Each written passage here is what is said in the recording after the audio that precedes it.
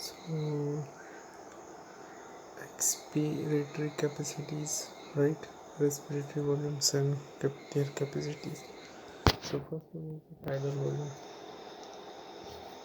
Tidal volume is approximately 500 ml, approximately 6,000 to 8,000 ml of air per minute in healthy one. Inspiratory is the volume IRV. This averages 2500 to 3000. Now expiratory reserve volume is 1000 to 1100, and residual volume averages between 1100 to 1200.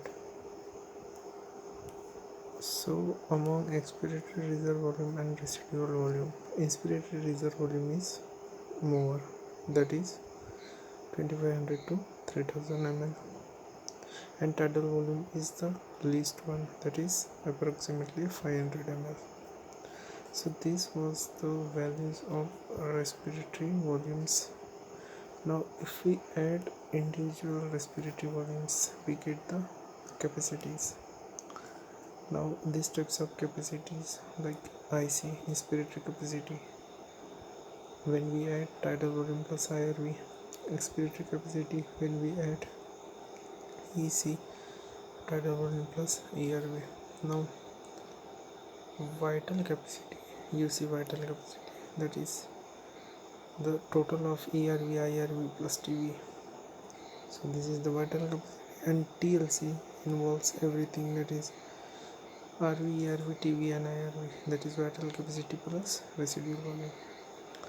Now one special type of capacity is the functional residual capacity, that is FRC.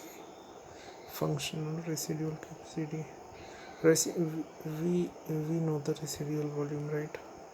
So it's functional residual capacity that involves the residual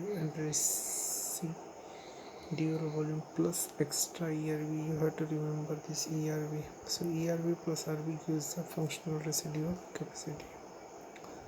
Okay, now going through the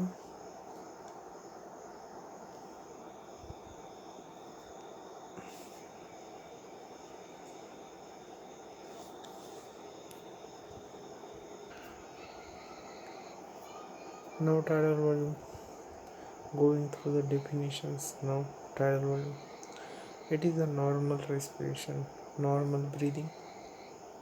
You inspire and you expire, that's it. It's a tidal volume, volume of air inspired or expired during a normal respiration. Now inspiratory reserve volume. Inspiratory reserve volume, when we inspire, when we inspire, that is inhale by forcible inspiration, the volume there will be a volume that will be reserved after the inspiration or forcible inspiration. Now expiratory reserve volume, through the forcible expiration, the reserve volume, a person can expire by a forcible expiration. We can expire by a forcible expiration, and that's the expiratory reserve volume. Expiratory reserve volume, that we already have inside in the thoracic chamber, okay, in the lungs. So when we expire by a forcible expiration, so that's why it's a reserve volume for expiratory reserve volume. Then the residual volume, volume of air remaining in the lungs even after a forcible expiration. Residual volume, so even after the forcible expiration there will be a volume of air remaining in the lungs. It's a residual volume, it's kinds of a reserve volume inside the lungs. Now inspiratory capacity, that is IC, TV plus IRV. Inspiratory capacity, it's a capacity that holds tidal volume plus, that is normal inspiration,